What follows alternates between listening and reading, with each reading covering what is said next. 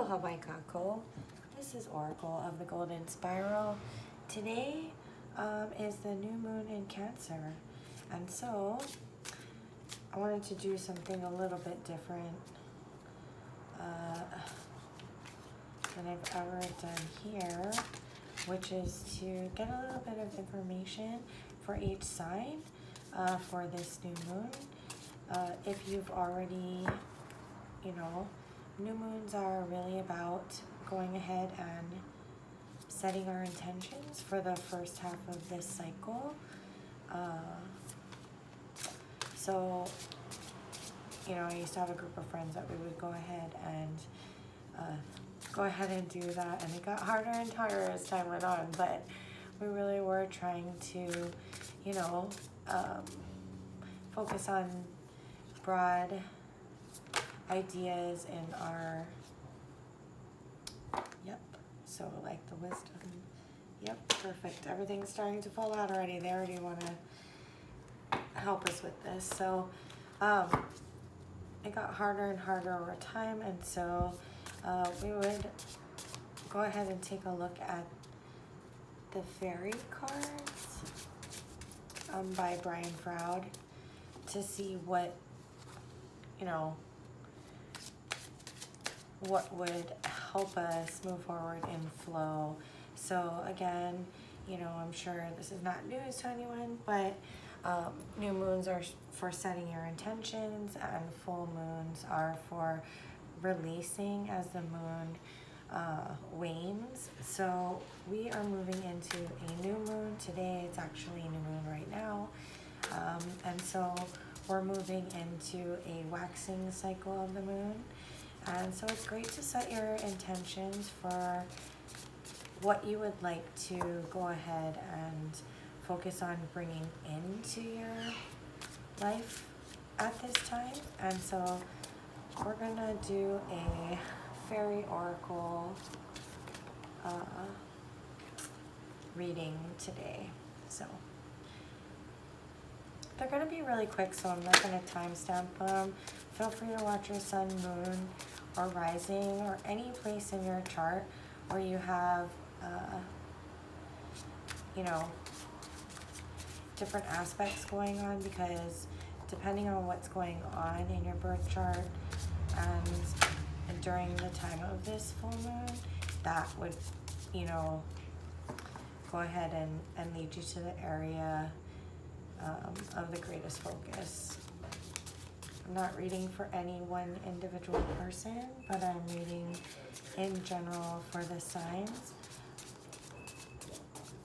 the areas of the chart, okay? So,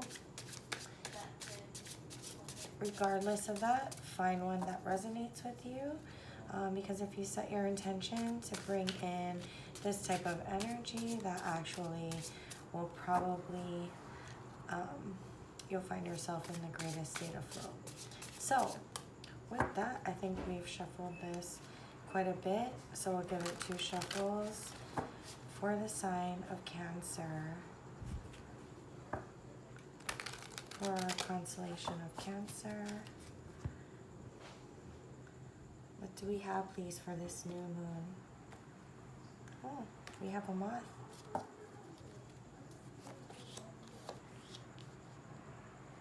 Okay. Oh, sorry about that. I got used to vice versa tarot here. So this is number 17, himself, and number 40, honesty. So anything that himself is around is accentuated. He makes everything more. So it's really about dancing the spark of life into being, but also, honesty asks us to love just who you are. It's about self-deceit. It really is, it's more of an internal thing. And also, when dealing with the outside world, just having tact because we can be honest, but is it kind, right? So the focus really for Cancer at this new moon is about, one, having that ability to be really true to yourself, really true with those around you, and yet finding the ability to say it with kindness. Loving who you are and making the most out of what that genuine principle is. When we find our inner light, I think probably Judaism explains that the best.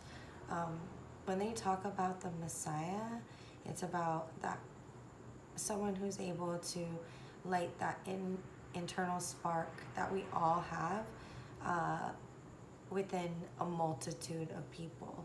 And so I am actually not Jewish, but I have studied a lot about religions because I am Shinto, and that's not one of the, most known world religions. And so, yeah, I've just studied a lot about it. I'm not really a fan of organized religion, but because I have such a deep connection to, however you want to relate to this universe, yeah, I've done a lot of studying on that. So it's really about,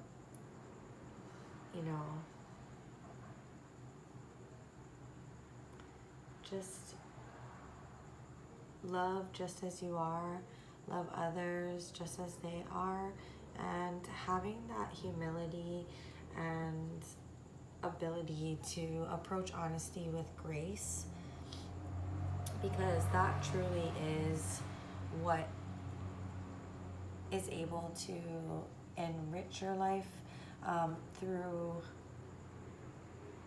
engaging with that higher energy and that spark within others. I believe honesty starts with ourselves, because if not, right, there's that beautiful light right there. Honesty starts with ourselves, because if we can't do that with ourselves, then how at all are we going to be able to show up in that way and express that with others? So Cancer, this is the message that I have for you on this new moon. Thank you so much for sharing your energy with me, and thank you for your time. Okay. Moving on to Leo.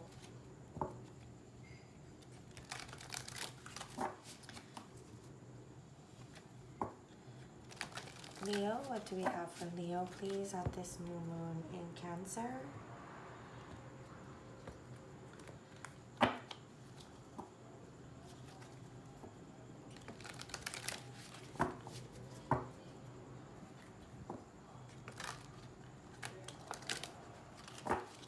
Leo, please, what is the energy for Leo at this new moon in Cancer?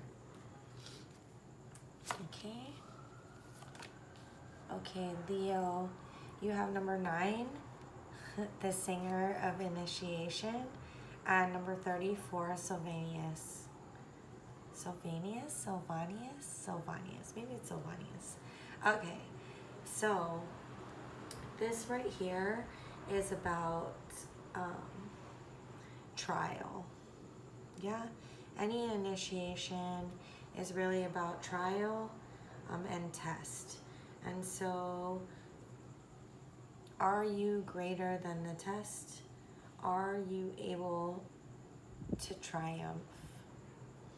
While the world mirrors back to you things that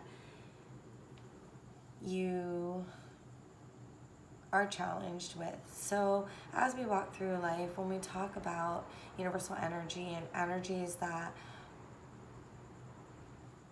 why do we attract the people that we do? Why do we attract the lessons that we do? And it's because there's something in that where there is a lesson for us. So in Sylvanus, in number 34, it talks all about the mirror and the falsities that we put on ourselves, right? So when we talk to ourselves in unkind words, when we think that we're not good enough, Leos are really, so this brings me to a very important part of Leo's existence. So most people, when they talk about Leos, they talk about the showiness, they talk about Leos wanting to, you know, thinking that they have to prove to everyone that they're good enough. And as a Leo, I just want to have this is telling us to have this conversation right now. So as a Leo, I will tell you that all Leos know that we are actually never trying to prove to you that we are good enough. We are always trying to prove it to ourselves. And how that manifests in life is others thinking that we need the spotlight and we need the attention.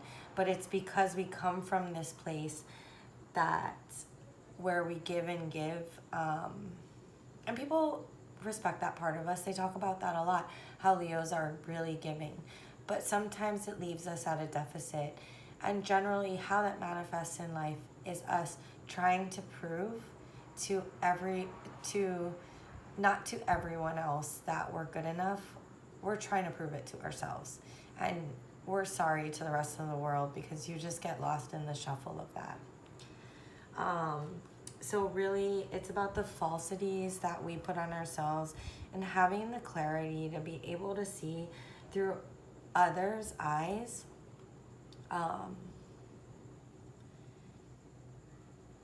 Because if we really stop and take a look and we're really vibing and connecting in this world, in those moments that we really are, Leo, truly connecting, people tell us how great we are. And we just simply don't believe them. We apologize, we excuse that, and we move on. But really, this new moon is about us being brave enough to have the clarity to understand that we are good enough. And so if you want to incorporate that into your new moon this time around and what you are working on as this moon begins waxing, it's a great focus to work on a little bit of self-love. We go ahead and give that to others and provide for others, and they think we're prideful because somehow that throws salt in wounds that people have. But yeah, this really, I was a little worried how this would go as far as a collective, but being a Leo, this makes me feel really comfortable with the reading I just did for Cancer, as well as the ones going forward. So I guess that's my, you know, if you're gonna preach it, Erin, go ahead and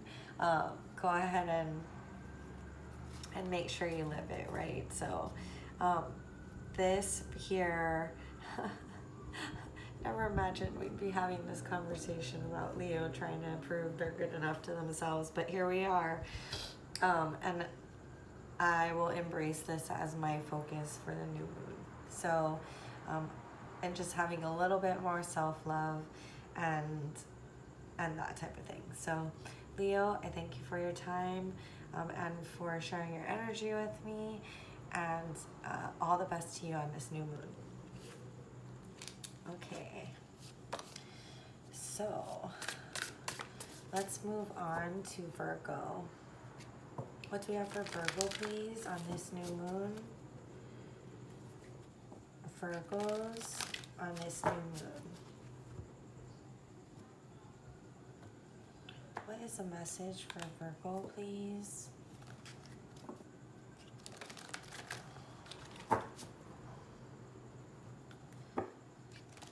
New moon for Virgo.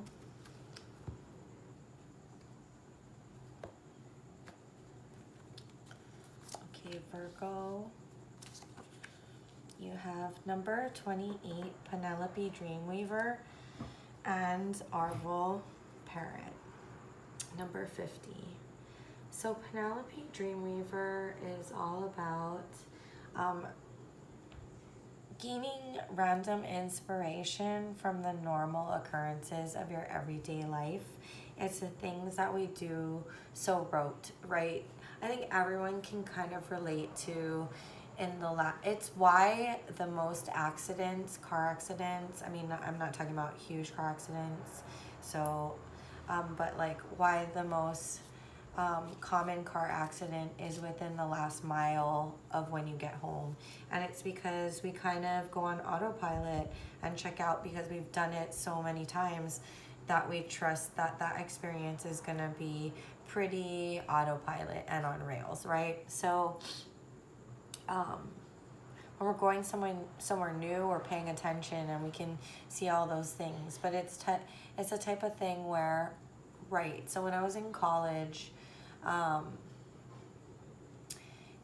is the first time I ever really realized that, like, your brain, I was studying a little bit in psychology, and they were talking about, I wasn't a psychology major, I was a biochemistry major, but they were talking a little bit about, in my psychology class, about how people essentially, you tune out most of the information. You're not constantly picking up, like when you're in your own house or when you're in your own office, things like that, because those surroundings are such an everyday occurrence to you that they, how do I explain this? So you spend less of your brain power going ahead and actually taking in that information and cataloging it, because the couch is going to be in the same place that it's been. You're more on alert when you're in a place that you've never been to before. So if we're talking about houses, like to a friend's house that you've never been to before, things like that. So you won't notice the dirty sock on the end of the bed probably, but someone who has never been to your house before, they are taking in all that sensory information. So with Penelope Dreamweaver, that is a long explanation to explain Penelope Dreamweaver and how she, her appearance here in your reading really shows that it's about seeing those things that we generally see on autopilot, like the things we do every day that rote. It's about the inspiration to pay attention to the rote, and all of a sudden seeing a spark, some kind of spark that enlightens you to, like, a irrevocable can't change back enigma, that's not the word I'm looking for, enlightenment, or what is it called?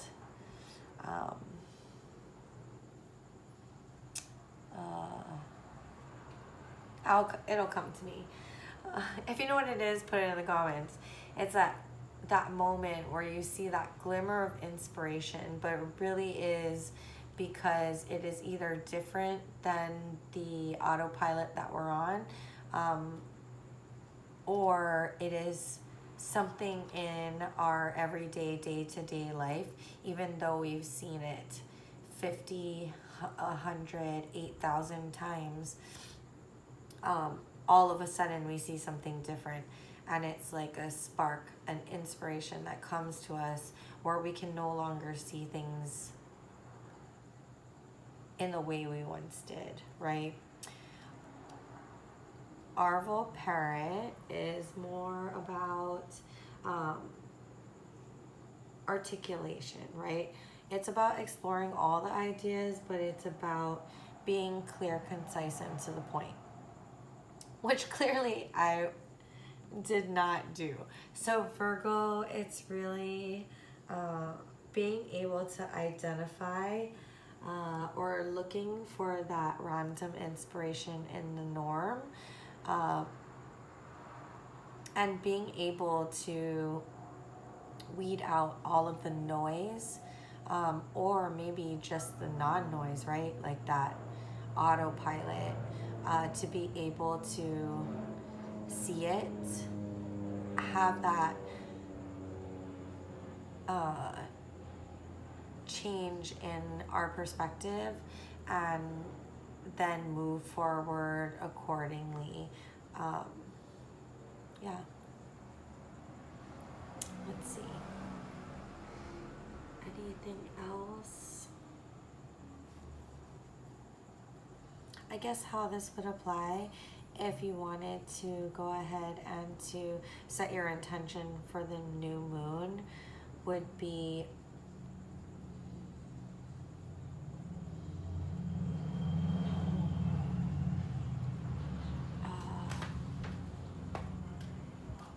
what would that look like? Setting your intention for the new moon would be to maybe be present as you do the things that you've done a million times over, to gain a sense of clarity in what is really the best path. Because as you explore, there may be something in your life that you are working towards, and maybe you haven't explored all the possibilities, and this moment of clarity, this, I still can't think of the word. Epiphany, that's the word. And this epiphany will help you to really manifest on that idea and that type of thing. It's so funny because this is about articulation and it's just getting worse as I go on through this reading. But Virgo, if that's something that you're connecting with, maybe that is something for you, as this is energy for Virgo during this full moon. I thank you for your time and for lending me your energy for this reading, and I wish you all the best at the new moon. Okay, and now we're going to move on to Libra.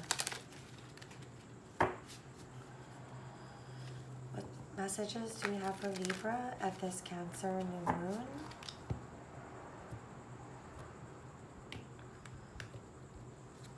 Messages for Libra, please. Messages for Libra at this new moon. Oh, let's do this. Just trying to give it a good shuffle so that we can give every opportunity to get the most clear message for you, Libra. Okay, Libra. Oh, I love this card. Okay, so initially in the Faerie guide, card number 0, the Faerie guide, this is actually set up so that whoever owns this deck can go ahead and create, you know, to directly communicate with the universe and create their own fairy and the energy of that fairy. I, of course, leave that up to you. It's never really up to me to go ahead and to tell you what to do. Not in my personal readings, not with readings with friends, and definitely not with you out there who maybe we've met in a energy signature, but that we've never actually met. So this really is speaking, card number 0, Fairy Guide, is really speaking to your direct communication with the universe. This means what you need it to mean.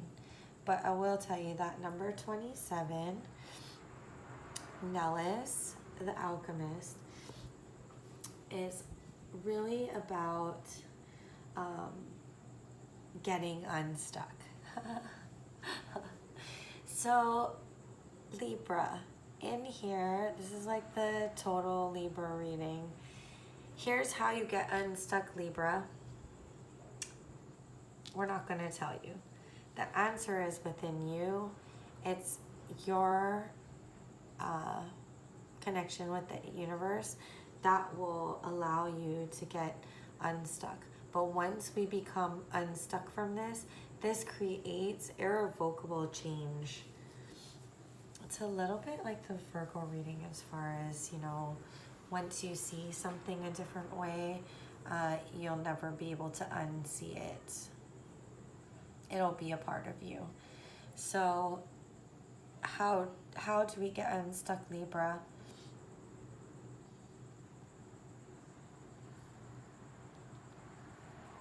This says the answer has been within you the whole time.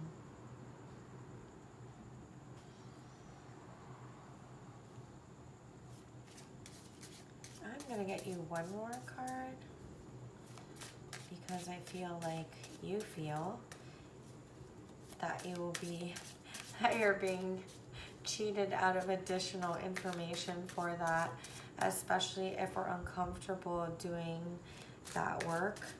But I think that what this card might tell us that comes out is that, oh, here it is. What it may tell us is that you've known this answer for a while. We may have just been oscillating. Let's find out. Yes. This is number 62, the Glen Conner. So this is about masks, illusions, lust, delusion, projection. It's all of these things that we think are terrible. Excuse me. Right? Do you see him? He's very alluring, and I mean, he's a little bit skinny, but there's an allure and attraction and a real allusion to who he is or what he is. We can think he's whatever we want to. What we cast upon him is the darkness in us, right? When the mask is on, we don't know who he is. So with that untrusting spirit, we create him to be whatever our darkness says.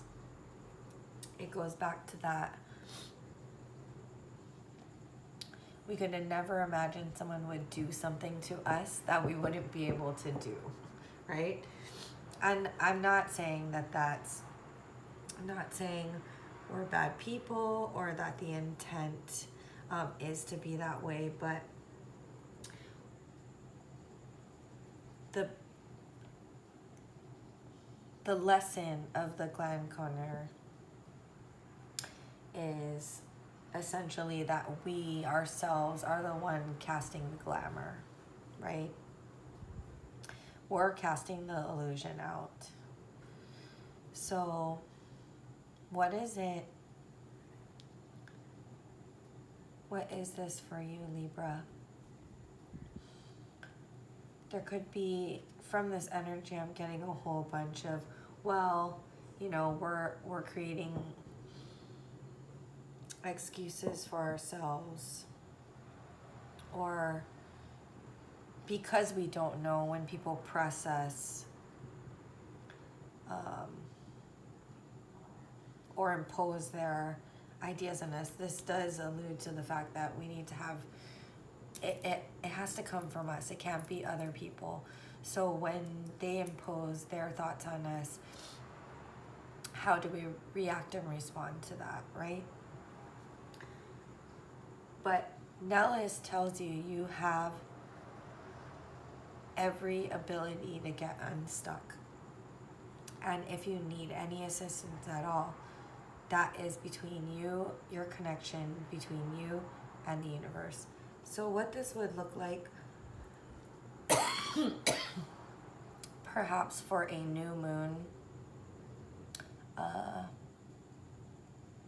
intention, would be perhaps a little bit similar to Virgo, seeing your situation or what it is that you want to grow without veils, especially the veils that you cast upon the situation yourself. And really understanding that when it's with you and you're in the flow, right? You're hearing that song of the universe and you can feel it within you. That is how you're going to be able to start moving. You're the only person that can get yourself unstuck. And so asking for clarity on how to get unstuck in whatever situation that seems to be weighing on you, that would be a new moon activation for you. Okay, so Libra, I greatly appreciate it. I appreciate you spending this time with me, and I wish you all the best on the new moon. We're now going to move on to Scorpio. Scorpio, please, what are the messages for Scorpio during this new moon in Cancer? Scorpio, please. Well, I guess that's all the shuffling we needed. I was going to try to do that a couple more times, but that's just how it wanted to come out. Okay, Scorpio, you have number 55, the Soul Shrinker, and number 37, Tobira of the Waters. So let's actually talk about Tobira first. Scorpio, whatever you have been going through lately, this really probably will be this new moon will probably be most meaningful for you so far. We'll see how the other readings come out, but with this reading right here, Fairy Oracle really is telling me that it's important for you to set new intentions at this new moon, because you've been through a lot. You've been through quite a lot recently. So Tobira of the Waters really talks about emotion and mainly tears. Everything's falling through her fingers. It's about the waters, and she feels somewhat different of those around her, right? But as you can see, she stands out except for these little pixies that are with her. But it's about graciously accepting change. Being able to emote, being able to release whatever needs to be released, to understand the ebb and flow, and to understand that without that change, without that acceptance, well, this is like a Scorpio, this is like a Scorpio thing, right? To understand that there is always change and loss with change. But without that, and this is kind of in the Capricorns reading, the last, gosh, those vice versa tarots were so brutal, but it was in the Capricorns reading about, if we don't let the flow of water in and out, we get a stagnant moat. And so embracing, Scorpios understand that probably more than any other zodiac sign, that there is freshness and beauty in impermanence, in change. So this is really about that. And we'll go back to now the Soul Shrinker, which talks about gossip and curses, but also taking responsibility for the things that we say that travel through the air as gossip and curses. So it could very well have been in your environment, but essentially what happens is when we don't do this release, when we don't want to see the beauty in change, although it hurts, our failure to emote acts as a catalyst for us penning up that energy, and what ends up happening is, if we can't emote that with tears, if we can't be true to ourselves and say to ourselves, that hurts me immensely, and allow yourself to emote that, we hold it in. And what ends up happening is, we feel justified in the frustration and the anger that is pent up inside of us, and we will say things that we don't mean, and those words fly on air to those we are speaking about as if a curse.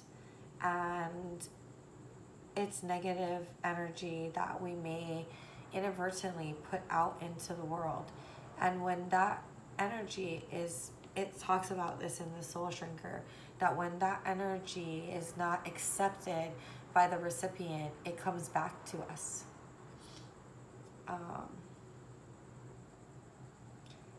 We can continue that on and on until we're able to go ahead and emote. So release,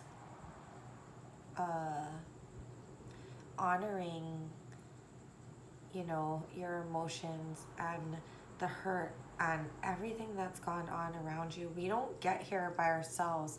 None of us are bad people. But when things continue to happen to us, to push us, when we're in these, horrible experiences, anyone can get pushed to this point. So Scorpio, let's see. I would like to offer you, I know you've been through a lot, so I would really like to offer you a Magical Times Empowerment card. Let's see what we can get for you here. Let's get Scorpio Magical Times Empowerment card.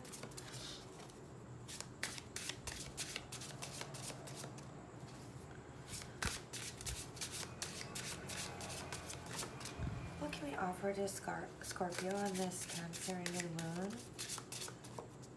Especially on a Cancer new moon. What can we offer Scorpio for healing and looking forward to the future, please? Okay, I'm gonna cut the deck. Discernment. See the truth of the situation. Use common sense and do not be fooled. Pay attention. Your intuition knows.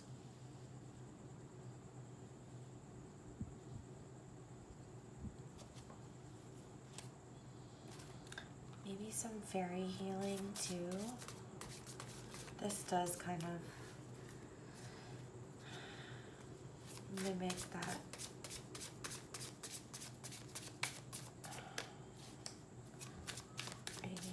Okay.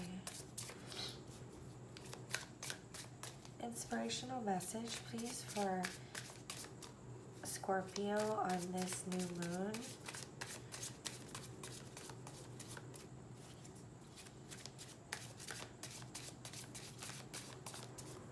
Okay.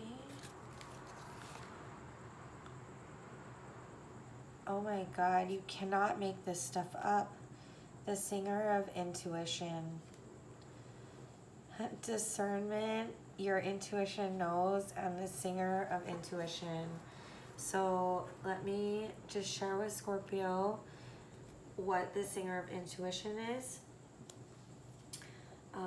Obviously, it has to do with intuition, but it is number 7, and it's all about the song of the universe. It's all about tapping into that. Okay, so if you were watching earlier in the reading, I told you I was a biochemistry major, and I didn't end up doing anything with biochemistry. But what really floats my boat is actually physics, which I hated during schooling years, and also really specifically string theory or M theory or whatever it is that you want to call it. I find that it's very interesting that when you ask the guy who, there's a lot of history behind it, we won't get too deep into it, but when you ask the man who coined the phrase M theory why it's M theory, he says, who knows? It's mystery, it's magic. I believe it's because M theory dictates 11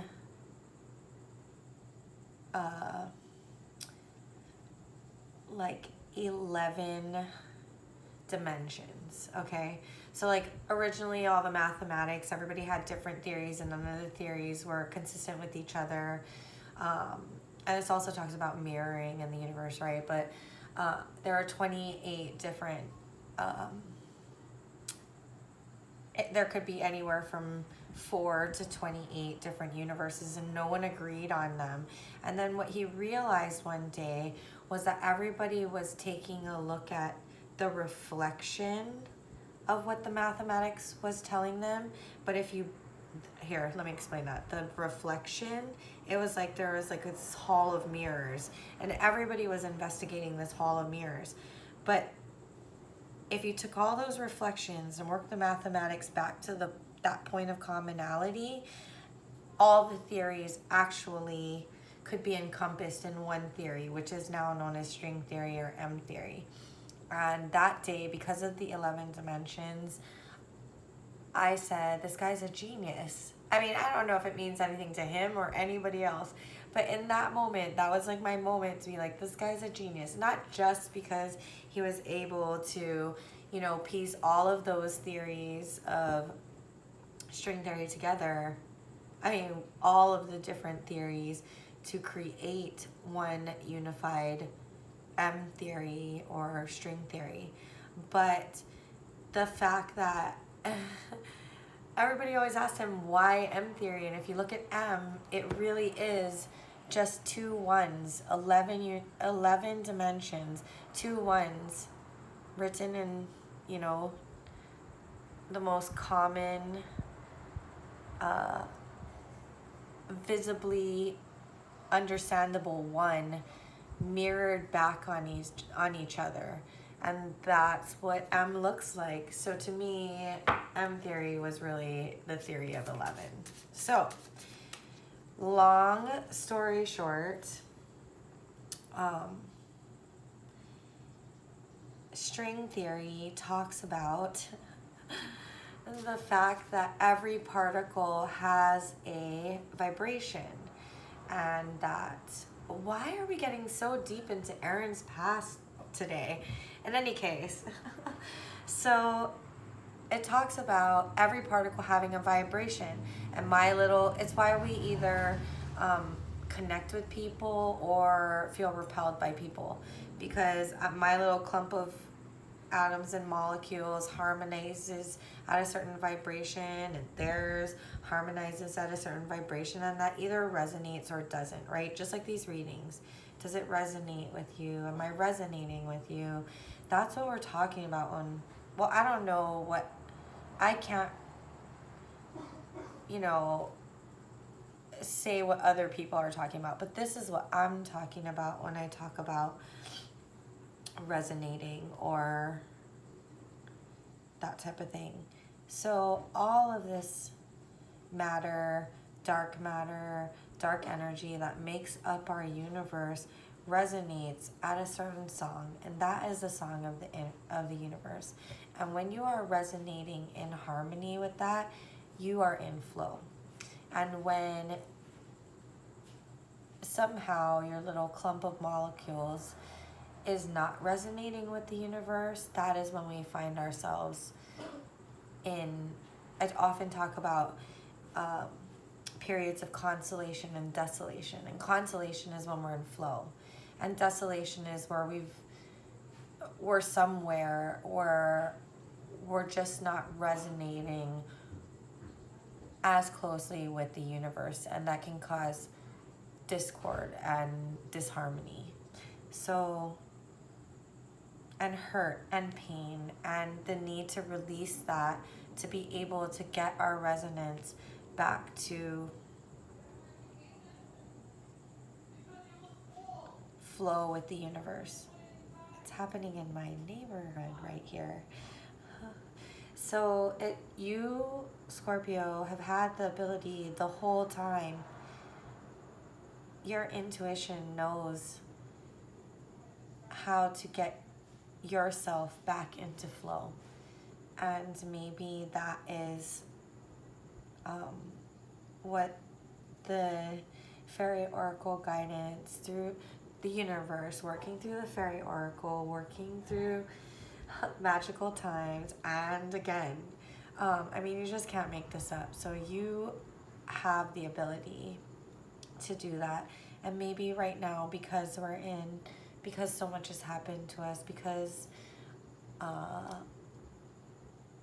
we are in such a space that we can maybe asking, what we work on.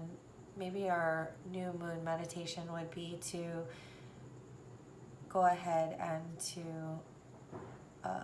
focus on that reconnection, do things that, make us happy, that give us that peaceful feeling again, and be okay with the release, because it will bring us back to flow.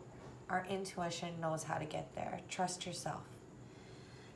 Okay, that was really long, and I may have dug too deep into something that you did not want to discuss, Scorpio, but I thank you for sharing your energy with me, and I wish you all the best at this new moon, especially you, and especially now. Okay? Thank you. Okay, let's go ahead. I'm actually going to put one on the bottom. Let's go ahead and we're going to move on to Sagittarius. What do we have for Sagittarius at this Cancer new moon, please? Are the messages for Sagittarius?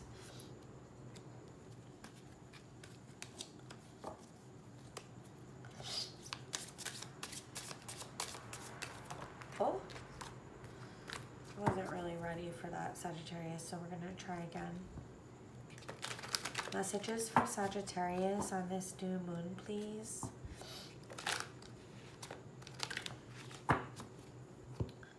Messages for Sagittarius. Okay, we have Penelope Dreamweaver. I forgot who got this. Somebody got this earlier. And the Fairy Godmother. Okay, so Fairy Godmother 25 and Penelope Dreamweaver 28. So Penelope Dreamweaver is all about, she asks us to find inspiration in the normal things. Whether we go ahead and we do that intentionally, because you're watching this reading, you're probably being asked to go ahead and to take a look at that and to, try to see what you can glean from the everyday monotony that you go through, right? Things we turn off because we're on autopilot. I talked a lot about autopilot a little bit earlier when this card first came out. What was it in? Maybe, perhaps it was in Virgo. If you want to go back and take a listen to Virgo, I kind of went off on a tangent, and I won't do that here for you, but if you want to investigate that, please go back to the Virgo section, or just skip back so that you can see remember this image, and just kind of move back to Penelope Dreamweaver. I think she was on this side. In any case, that's what she's asking us to do. There is something that when we are in moments of autopilot, or it's kind of in a way like I mean, some people can see it as a meditation, because for those of us who, you know, need a little bit of rest, we just like turn that operational mechanism off and we're kind of in a zone, right? And for others, what it allows us to do is turn that operational mechanism off, but think about something else because it's just so rote. And so Penelope Dreamweaver tells us that there is a little spark of inspiration in the normal, in the normal day to day. Something is there, something that can help guide us. And with the fairy godmother here, Faerie is really, she shows up when conspicuous miracles need to happen. Yeah. It's funny because I think if it was Virgo, I was telling Virgo that they're gonna just randomly see something in the autopilot, whatever, you know, whatever timing in their life has autopilot that they like check out or their everyday actions. But for you, it was almost like I said, look for it. So, but the fairy godmother, you know, I'm sorry, like, it's about good deeds and conspicuous miracles. And in that, it's not just what's coming to us. It really asks us, she asks us what our grandmother's like, right? She asks us to go out there and do it first, to pay it forward in a sense, right? So it could be as simple as, for this new moon meditation, it could be as simple as maybe you need those miracles in your life. It didn't come out, but there's another card that talks about like,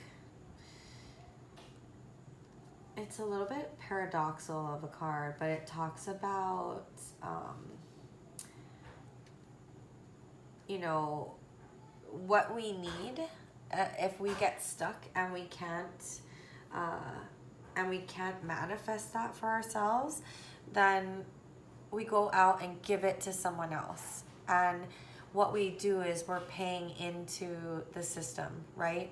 And inevitably that will come back. So really, I have a story about that, but let's not get too carried away. I've already kind of digressed about 3 times already. So if you're interested in the digressions of Erin Oracle of the Golden Spiral, please go back and listen. And if you're not, good thing we're here and I'm cutting them off. So it's really about investing that. This card is about investing it forward, being a miracle for someone else, because, and I just keep getting the other card coming up where I truly feel that it will come back to you. But it's about, it may be, I'm getting kind of lost in my own brain right now because I'm trying to cut off the stories, which is like stifling my flow. But it's really about seeing, maybe it's somebody that, maybe it's not, you know, an idea or a concept in your normal daily life. Maybe it's just the, I don't know, the guy you pass every day heading into your office, or the person that always gets your coffee, right? That always, they're there working every day you're working and they hand you your coffee every morning. I don't know. It's, maybe it's in those times of where you're just going through the motions, that there's someone that may actually need you to be the bearer of, yeah, I'm gonna have to tell a story. It's just, it's really stifling me. Okay, so you to be the bearer of miracles paying it forward. So I had a job. I will make this as quick as possible. I'm so sorry. And I went to lunch and I was having the most miserable personal life. I think my daughter was like sick. My son never gets sick, so I didn't even know a baby could be sick. I was at my job, everything was going wrong. My relationship wasn't going wrong. That's what happens when parents who just got out of diapers find themselves right back in diapers and no sleeping and everything just possibly that you could think of. I think my car didn't start that day, and that's why everything started going wrong at my work, because there was I'm not making this story short, sorry about that, guys. But it was just a comedy of errors, and it seemed like every facet of my life was like a puddle of mess. And I probably was even having money problems. So who knew if I had like enough money at that time to like go buy lunch? I don't know. I probably did, because otherwise I would have used it for milk for the baby. But like, I went to go buy lunch and I must have looked miserable. And I wasn't even buying, it was like kind of like a food court. What's her name? Steve Curry's wife had a restaurant there. It was called something Street. It's in Waikiki. And yeah, Stephen Curry's wife had a barbecue restaurant there. Anyway, it wasn't at that restaurant. I think I ordered from that restaurant. And then the restaurant next to where I was waiting for my food, had like these amazing like real fruit, but like slushies, and they would make them in these like little cups. They would seem alcoholic, but I don't think they were. They were just like a little cute little snack that they would add to their meals. And one of the workers was like, "Hey, how's it going?" And I'm like, "Oh yeah, it's going good." And he's like, "Doesn't look like it." He's like, "Have one of these on me." And like, just someone, I mean, it was awful, right? Like, it's this dichotomy, because it was so awful that someone could tell. I thought I was pulling it off rather well, that everything was going fine. But I guess I go to lunch there a lot, and he just noticed there was a complete difference in how I was showing up in the world. And that little act, just someone just noticing, and that effort to try and make it better, even though he didn't know me. Like, we didn't really know each other, we seen each other, but even that little act totally changed my day and how I approached everything from there out. And him paying it forward made me go out and treat our customers different, and our clients different, and the people that worked for me different. And just that one moment of grace created such a snowball effect in ways that I'm sure he never dreamt of or will ever know about. And so that is what I have for you, Sagittarius. Maybe there's a Scorpio that really needs some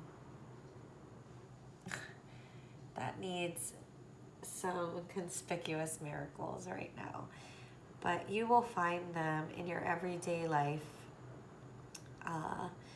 And maybe that, in a beautiful way, is how you can pay it forward during this new moon. And that activation, because I keep it's killing me. I really want to remember this card, but it really will come back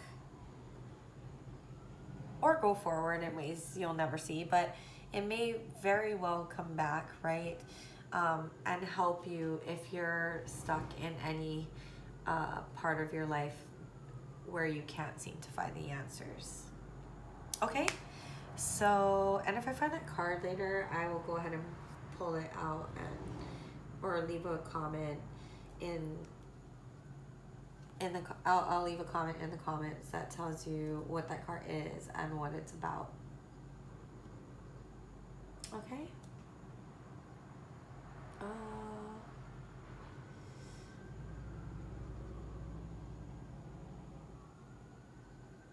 Okay, Sagittarius, that's what I have for you. Thank you for sharing your energy with me, and I wish you the best on this new moon in Cancer. Okay, moving on to Capricorn. I was supposed to do a love reading, but I just wasn't feeling the inspiration, and I just felt more called to do this. So thank you for those of you who are sitting through this with me. I appreciate it. Capricorn, what do we have for Capricorns during this Cancer new moon, please?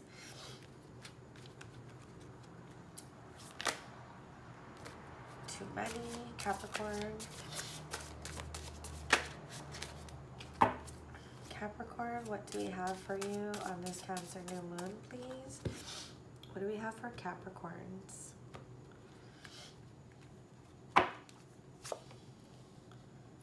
Capricorn, is that from the top? Okay. Capricorn, we have number 53, Death, and number 46, The Friends. Okay. So, this Death card is similar to the Death card that you guys are familiar with, but this, it's a little bit different of an energy.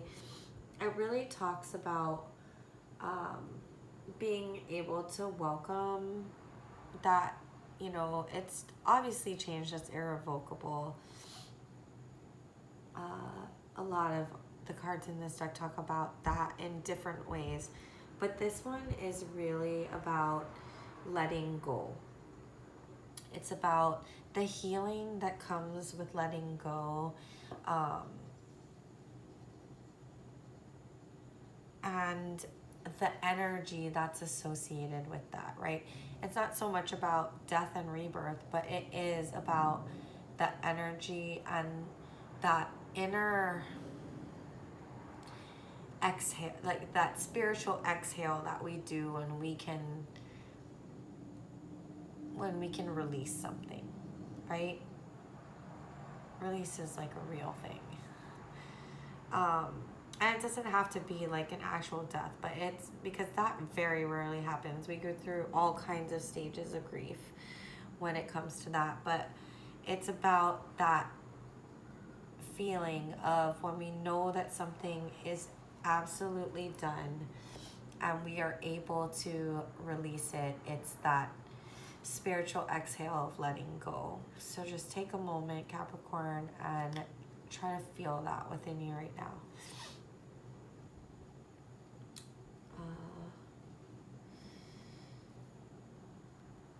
46, The Friends. I mean, they couldn't be more different, right? Absolutely couldn't be more different. But it really is talking about the true meaning of friendship, like a real, genuine, reciprocal friendship. And so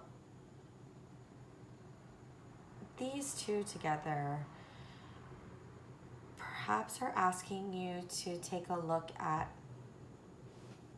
hold on 1 second.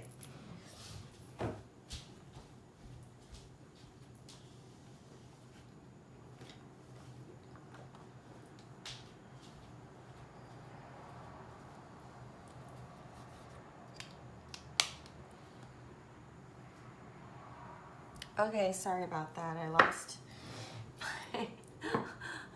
my AirPod. Okay, so it's asking you to take a look at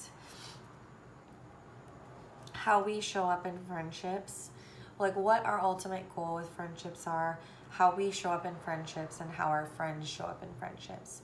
And maybe it's just a little bit about discernment on maybe how we want people to show up for us, and how it's about the investigation, right, of that, and how we're willing to show up for them, right?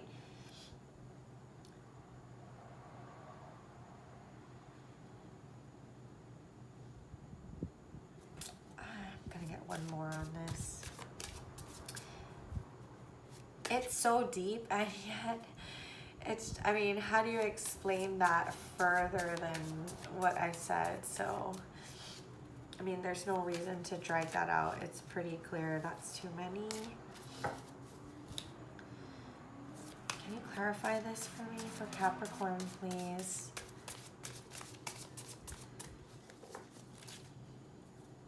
Capricorn, clarity for the death and the friends.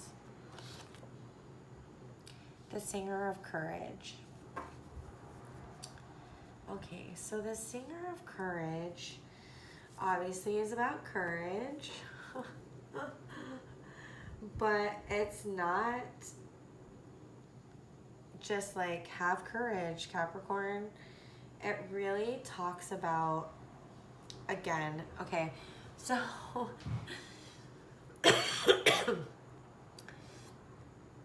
it really is deeper than that. Like, it's very easy to explain. Maybe that's just a Capricorn thing right here, very like to the point. It's very easy to explain. It's a sublimation of fear. It's using your will and your capacity to actually release that fear from your body. That is the essence, and do it anyway. And that is the essence of courage, right? And it's just strange that that is speaking of sublimation, because the first time I ever heard or understood about sublimation, if you listened to me earlier, if you're listening earlier in the reading, I probably shared for the first time ever that I was a biochem major. But I didn't learn, it is actually a scientific principle. However, that's not how I learned about it. I learned about it through what is death, right? And about soul sublimation first, about how we change states from a solid human being to more of an ethereal soul energy. Because sublimation really is like changing and skipping states. But that's how this is actually explained in the Faerie book. And it's referred to as the sublimation of fear. But remembering that you are the one who has the choice. Fear is not caused by, in this sense, we're talking about friends and engagement amongst people and friendships, right? We're not talking about Bailey Sarian's serial killers. We're not talking about that. We're talking about you in this scenario being the one that is in control of fear. It's not gonna, regardless of what the external surroundings are, you have the choice. It's fear that's generated within you that stops you. And ultimately, you are the only one that can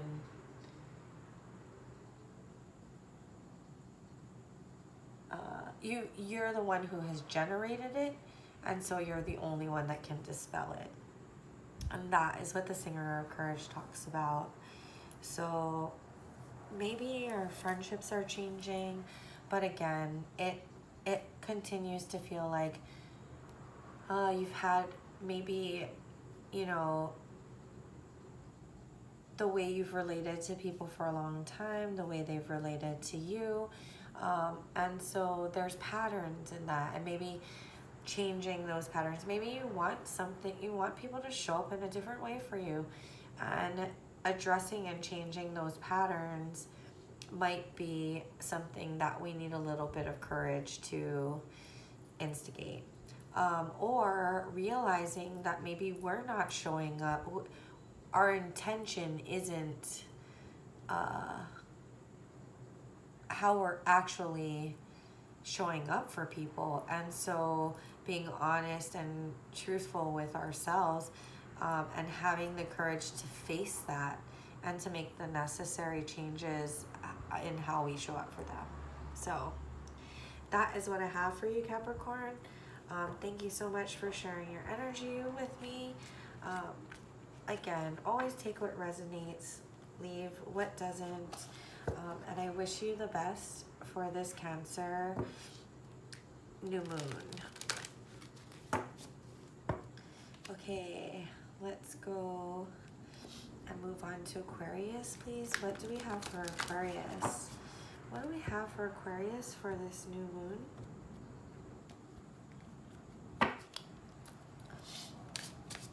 Aquarius for the Cancer new moon, please. What are the energies for Aquarius for the Cancer new moon?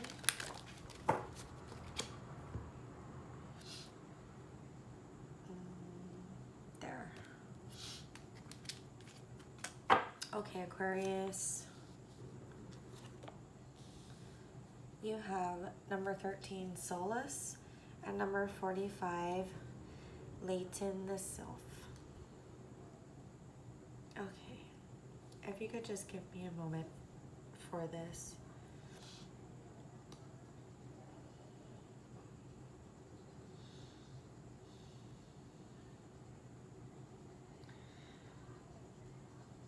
It's because this card, being a Leo and it being Solace, and it being about synthesis, I have a very personal relationship with this card. So I'm trying to release my energy and bring in yours. It's here, but because of my internal ties, I would like to have this resonate with me in regards to you folks. So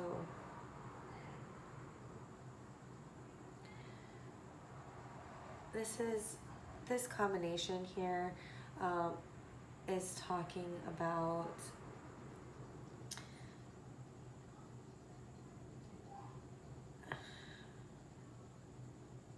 being awakened to discernment. It is that, right? When we talk about the Sun card in the tarot, it has a lot to do with, you know,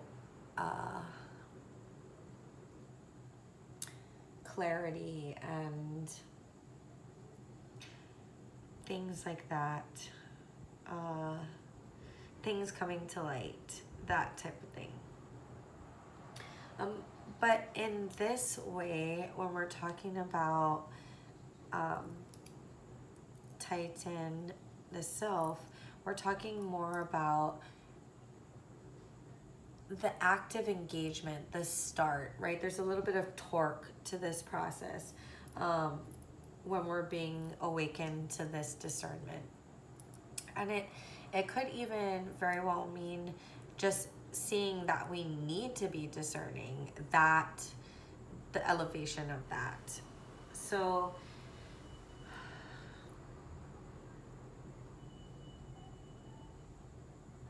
using our prior knowledge,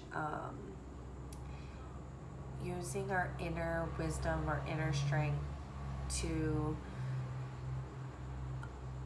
maybe this, whatever you're going through, takes a lot more effort in that way, because sometimes when we mentally, is this an Aquarius reading?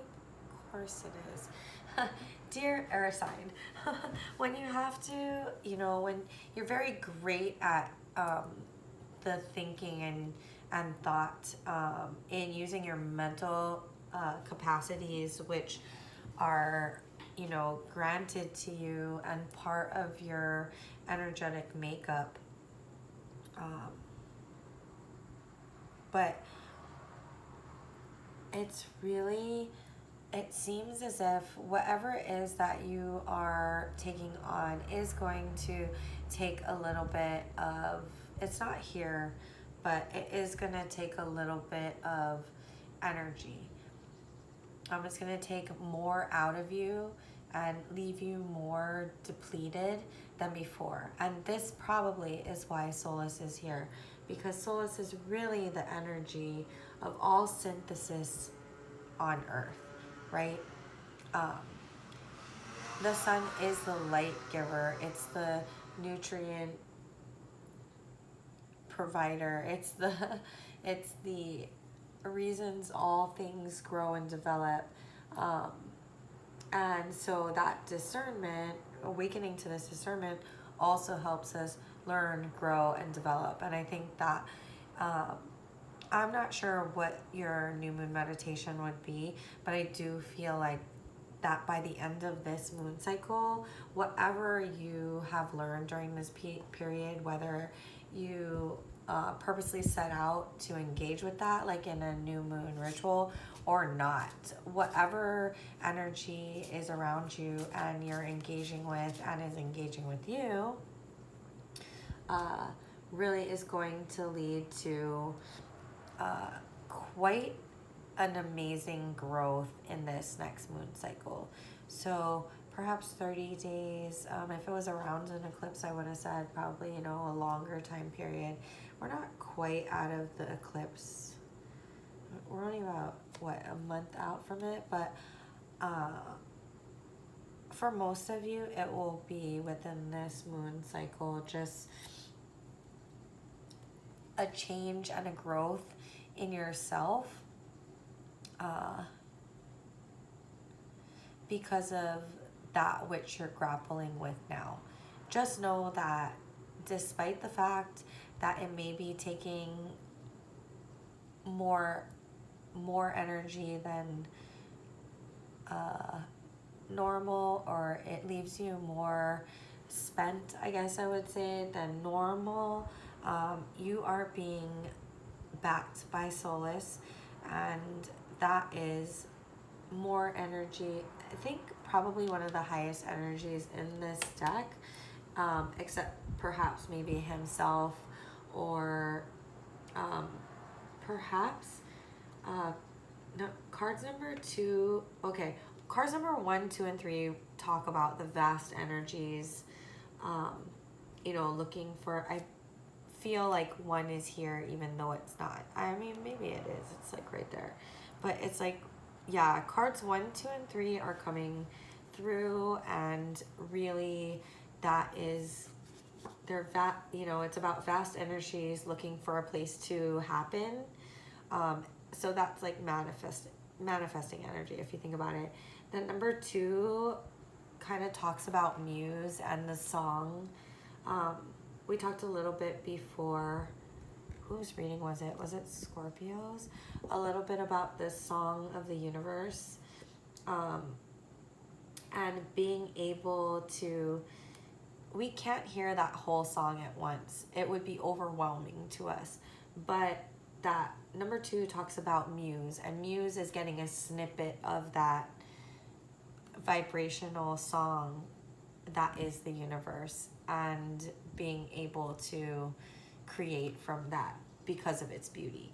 And then card number 3 talks about really facilitating the passage of that song into a human heart, which changes them. And so why, I don't know why, but for some reason I asked to disconnect from my reading of Solus as I connect to it, and what it's giving me is that this is shining through as those 3 cards talking about vast energies and manifestation, and the song of the universe, and the passage of that into your heart. It's all here. All of that is here and supporting you as you move through, this awakening that you're having. The awakening was about discernment, in case I went off on a tangent and you tuned out. So that, Aquarius, is what I have for you. I thank you so much for spending, for, you know, sharing your energy with me. And I wish you all the best in this new moon in Cancer. Okay, Pisces. What do you have for Pisces in this new moon in Cancer, please? What do we have for Pisces? Pisces, new moon in Cancer, please. What are the energies for Pisces? What are the messages for Pisces for this new moon in Cancer?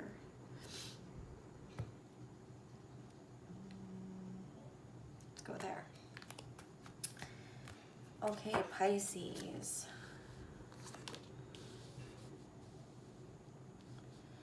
Pisces, you have number 22, the Master Maker, and number 58, Fifth the Footer. Okay. 22 is obviously 2 times 11, and it is, in this deck, the Master Maker. The Master Maker is really all about reminding us to push boundaries, right?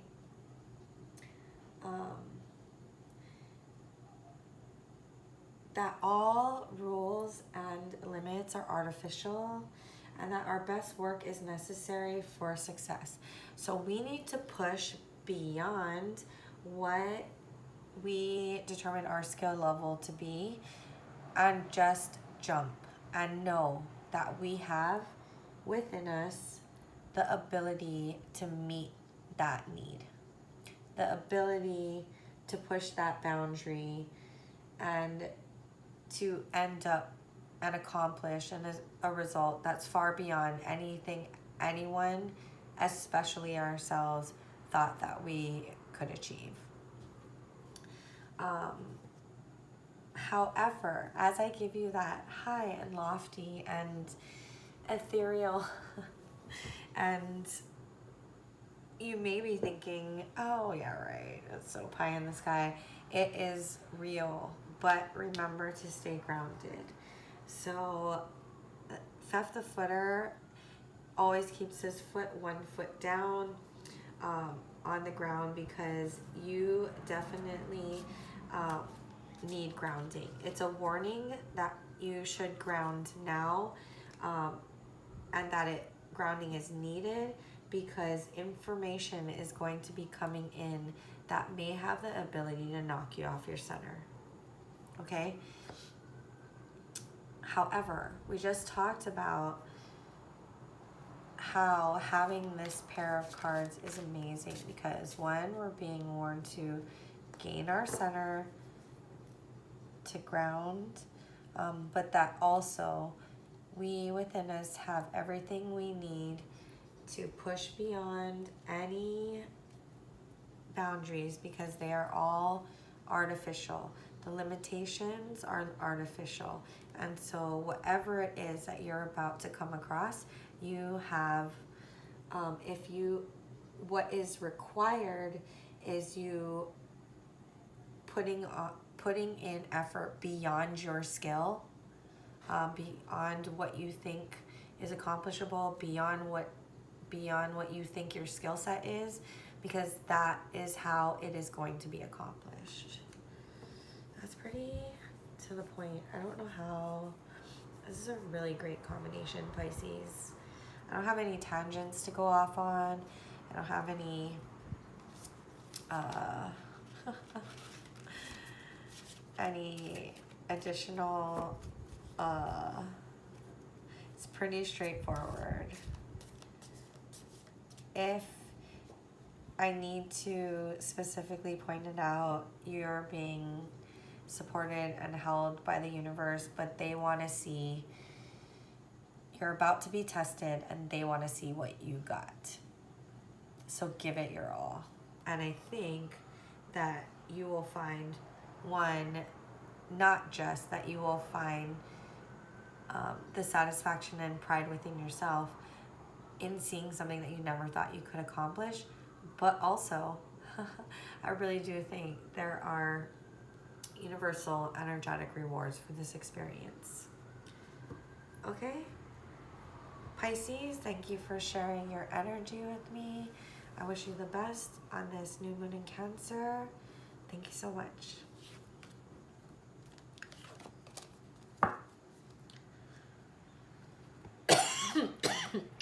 I'm just gonna need just 1 second. I'm gonna go ahead and grab some water because the coughing is getting worse. So just give me 1 second.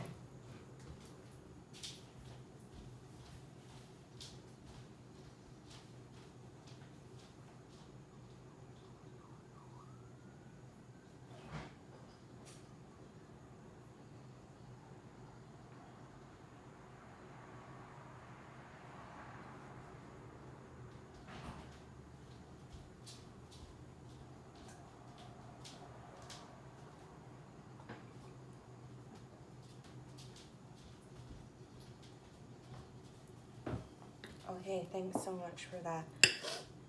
We're gonna move on to Aries. What message do we have for Aries in this new moon in Cancer, please?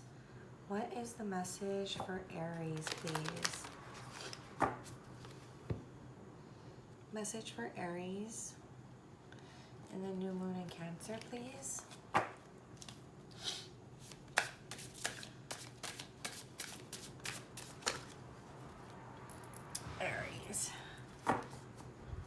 Aries, new moon in Cancer, please. Okay.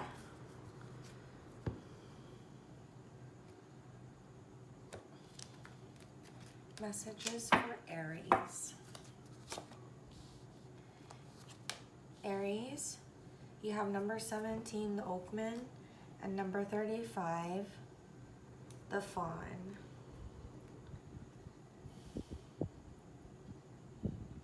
Okay. Wisdom and flow. Moving on to Taurus. Just kidding. So Aries, this is really talking about the heart of the matter, right? It's the wisdom that's found in old trees, or what we glean to be wisdom because they've seen things for lifetimes, past and beyond lifetimes of man, right? So the Oakman really talks about the heart of the matter. And the heart of the matter in this message is really getting back to flow and how we use everything that we know and everything, all the experiences and everything that we've gleaned in life, in addition to looking out around us and recognizing natural magic and incorporating that all into the desired outcome. But success will truly be found in flow, right? It's about getting back to that. All things in flow. Create prosperity. Nope, the cough's not going away. Okay. Let's get one more for Aries. That's such a broad message. I mean, it's probably exactly fits into a multitude of things that different Aries are going through, and maybe the simplicity is exactly what's needed, right? But for those who feel like it's just not enough information,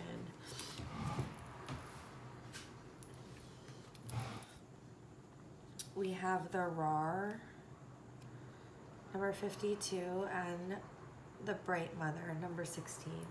So the RAR is like, how to explain this? It's like, in the book it says that it's like Tigger bouncing on his tail. But to me, it's more like a, look, I mean, look at it.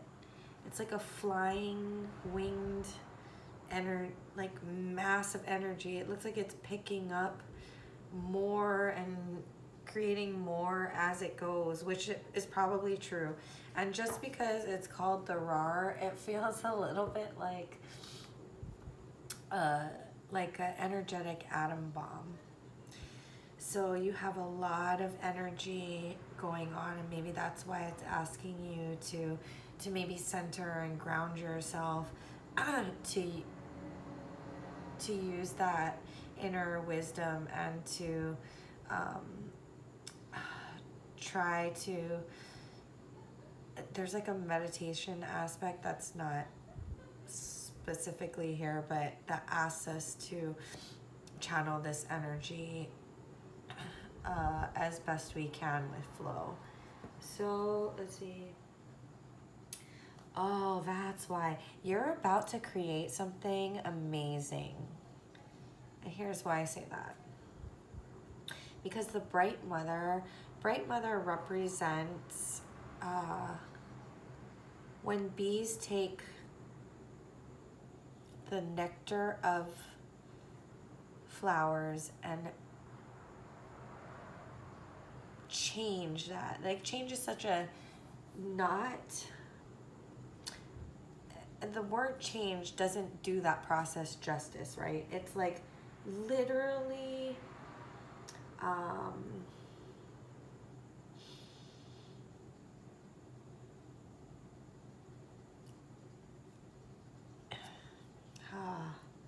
what's a good word for it?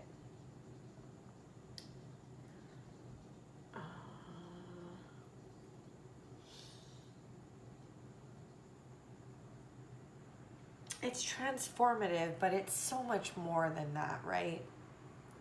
I guess transformative is better than change, but it's about when bees change nectar into honey, or when the blossoms of a plant start shifting after the bee has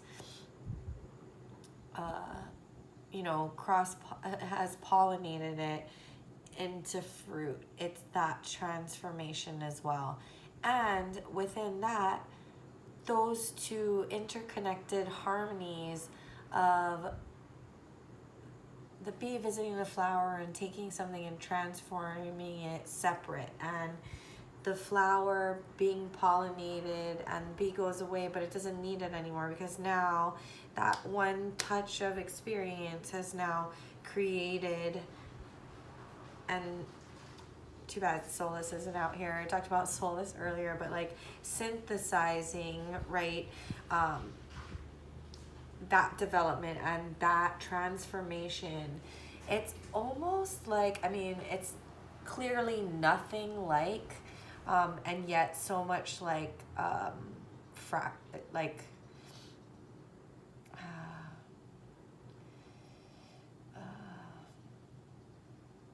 indeterminate particles, right? Like they have an interaction and they go off in their separate ways, but they're still like irrevocably affected, almost to the point where a change in one on this side creates a change in the other. It's not quite like that, but that's like the feeling and intensity I'm getting from this Bright Mother creation and this like energetic atom bomb. So really the guidance is to use the wisdom to channel this through flow, and to use this energy, to use the power, the intense power of this energy that you seem to have in your life for positive change and for good and for transformation.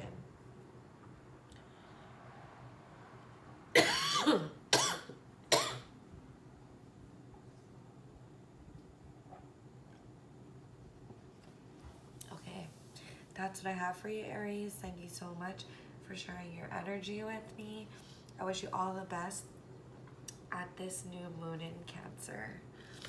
And tell me whatever this is. This looks amazing. I would love to know what it is that this manifests into.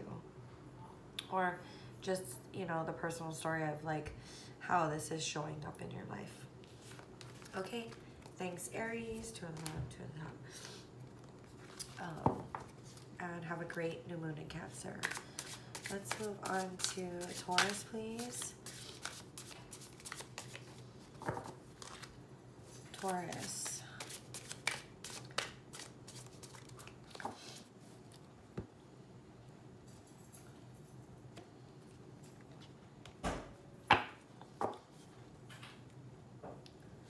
What are the messages for Taurus, please, for this new moon in Cancer?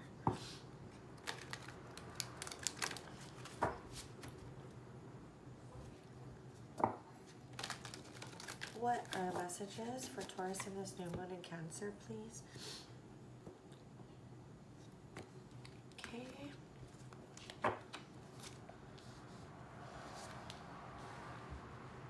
Okay, we have Penelope Dreamweaver is very, very popular today. So Taurus, you have number 28, Penelope Dreamweaver, and number 38, Lace the Moon's Daughter. So again, if you want to go back, I believe it's Virgo.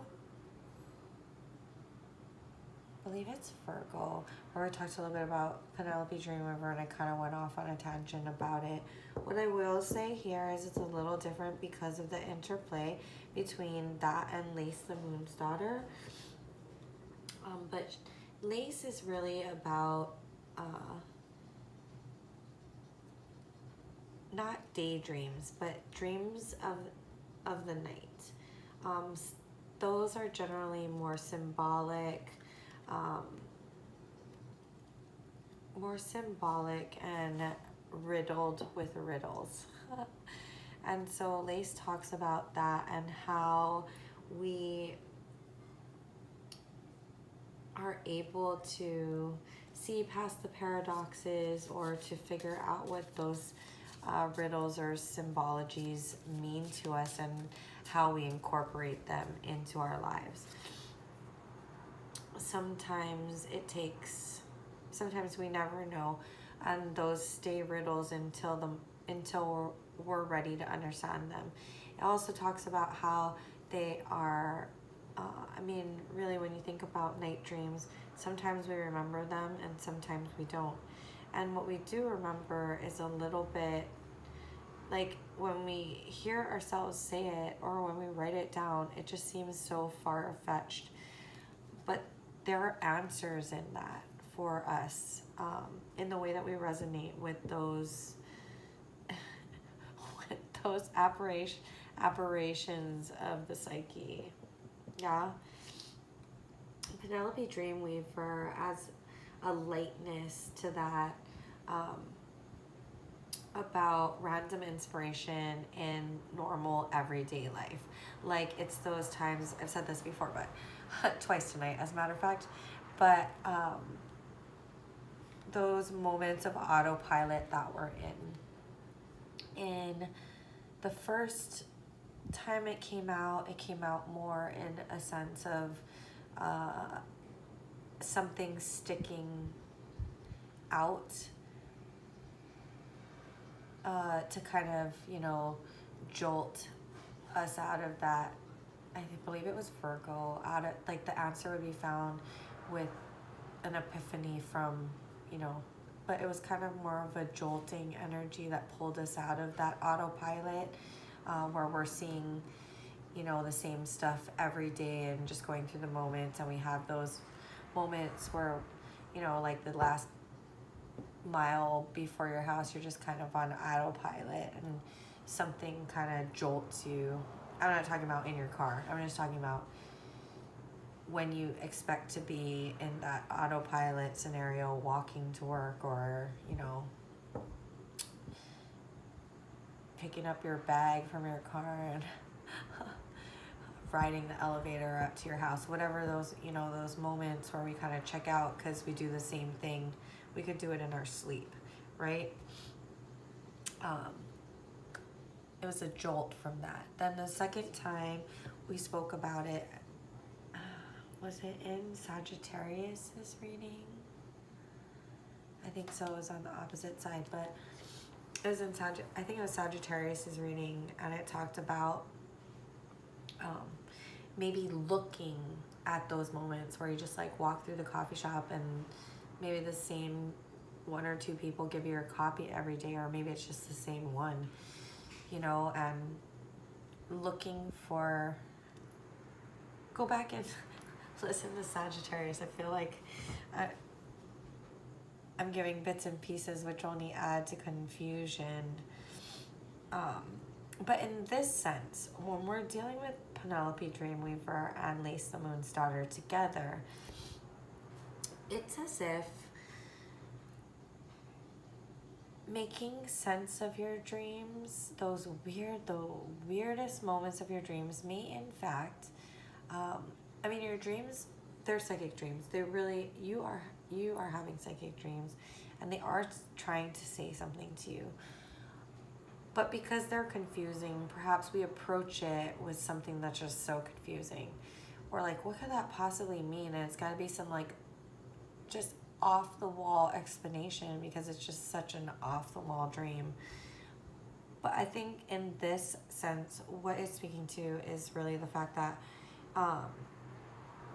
use your best commonality, use things of commonality, right? Like,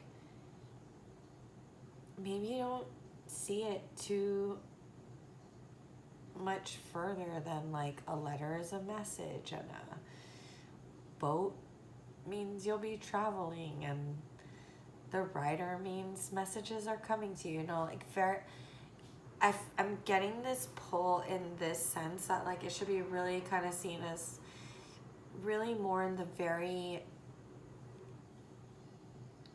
how do I put this, more of a general sense, in simplistic terms, break it down, you know, kind of like if any of you use Lenormand,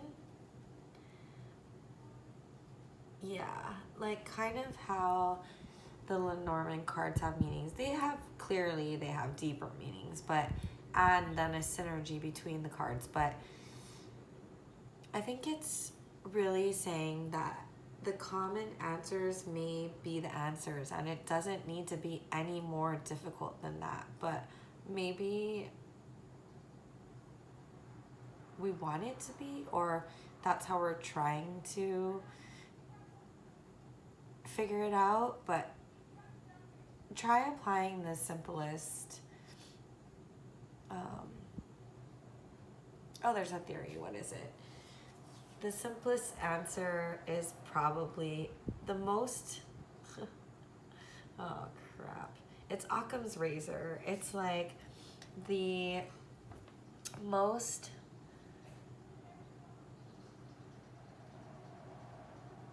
obvious answer is probably the right one, right? Like, it doesn't need to be complicated. Yeah. Look up Occam's razor. I'm not explaining it well. I think it's because it wants me to move on from that. Yeah. Random inspiration in the normal.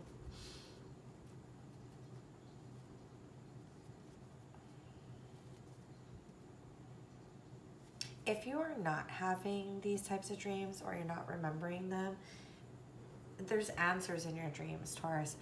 And if you're not remembering them, maybe your new moon activation should be that you remember them.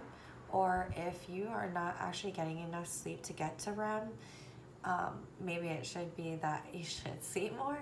Or maybe all of this is coming at me kind of intensely all at once.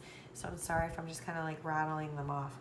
But also, if you find that this doesn't resonate with you in any way, shape, or form, maybe check another placement of yours. You can check like moon or rising, or maybe if you know your birth chart, there's a different activation. There's something else happening, which would put you know, something more important into somewhere else in your chart. So take a look at that and see if this isn't resonating with you. But it's coming through really strongly that this is important dreams that are coming through. Okay, thank you, Taurus, for sharing your energy with me, and I wish you the best in Cancer new moon. And now we will move on to Gemini.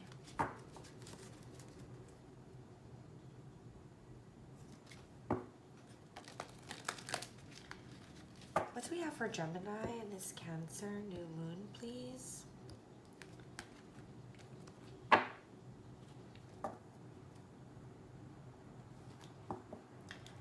What do we have for Gemini in this Cancer new moon, please?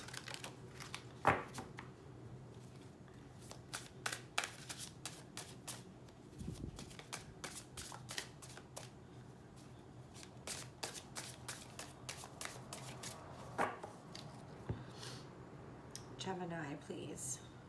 Cancer new moon.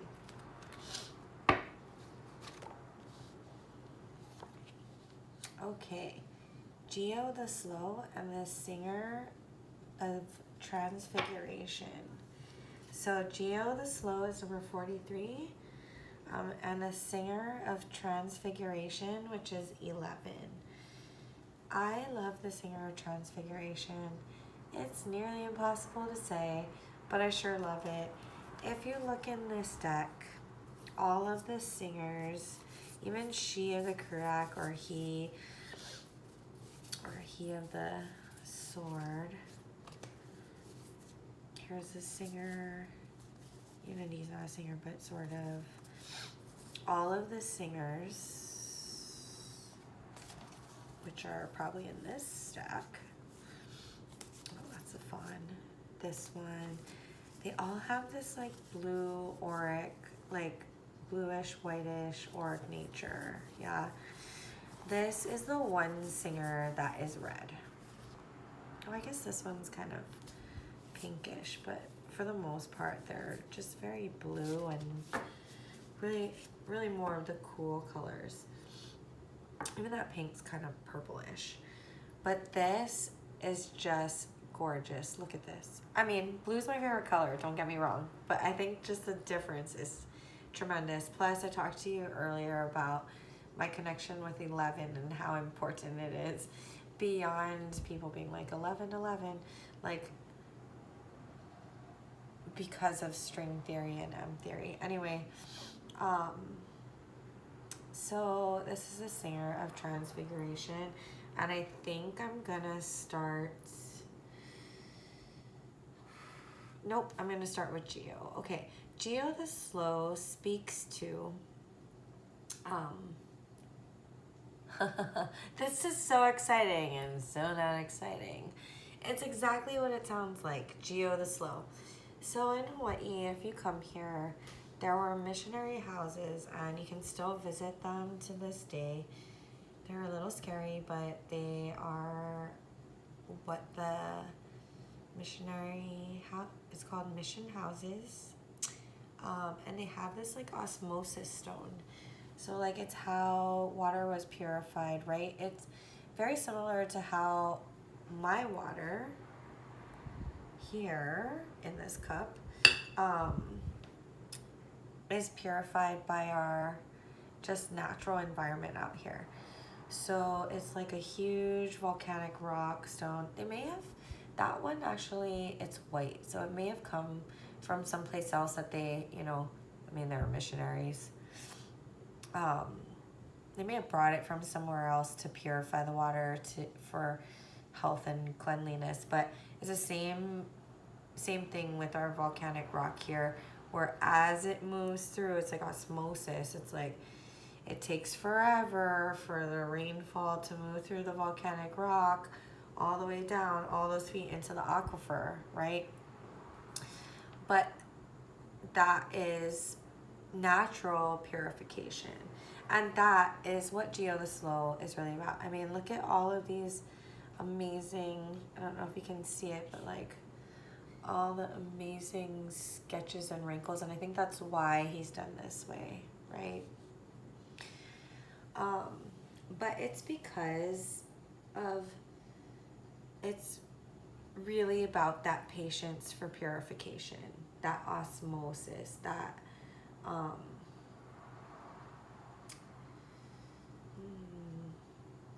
it's not necessarily a deep philosophy, it just is, right? So with time, we're able to, like, I shake this up. Can you see that? I shake this up. I use this here every time. But so this is sand and seawater, but I do put alcohol in there because, you know, you don't want things growing. Nature's great, except not when we definitely want to stop sickness. But you see how I messed this up, and it's like a suspension, and then as time moves on, it settles. Are you even seeing that? I have no idea what area this is seeing, but I shake it up, and it's pretty quick, but as time moves on, you can see that settle, right? And that is what Geo the Slow is. Thank you, Geo. I'm not going to spend any more time on that. Okay. But the Singer of Transfiguration, number 11, is really about grace. What is grace? Grace is a moment. It's the beauty of a moment that allows us to see something different than we've ever seen it before, where we are irrevocably changed. This is a theme tonight, irrevocably changed. It's like once you see color, you can't go back to black and white, right? Once you hear music put together, you can't go back to not knowing music exists. Things like this. So this is a representation. Transfiguration is grace in its finest, where we never will be the same again. And so putting these energies together, it's like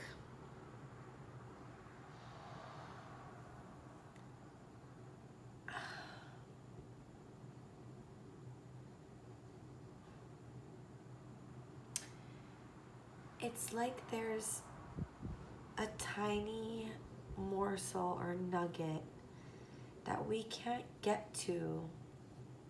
It's like it's a diamond. It's like the constant pressure of, you know, the carbon over time, overheat, with all of those things presses into over millions of years? I'm talking about science I don't know the most about. This is really geology and not like my field, but pressure and time make that into a diamond. Same can be said with, like, you know, what is it called? Wood, you know, the wood that turns into rock. But this I'm talking about is a diamond. This is how I'm seeing this energy for you here. So whatever it is that you are engaging with, that time and pressure is molding into, and you can feel the changes as they occur. And some of them may be wonderful and some of them may be horrible, but as this time and pressure moves on, whatever is created from this I don't know. It could be a business you're putting your blood, sweat, and tears into, a relationship that um, just is incredibly connected and yet so challenging. Or maybe even, I don't know, maybe you're getting a law degree.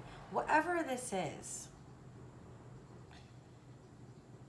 whatever this, maybe you're organizing a union. I don't know what the heck's going on, but whatever that is, whatever that time and pressure and adjustment and everything is, it is going, I just want you to know that it is going to be beautiful.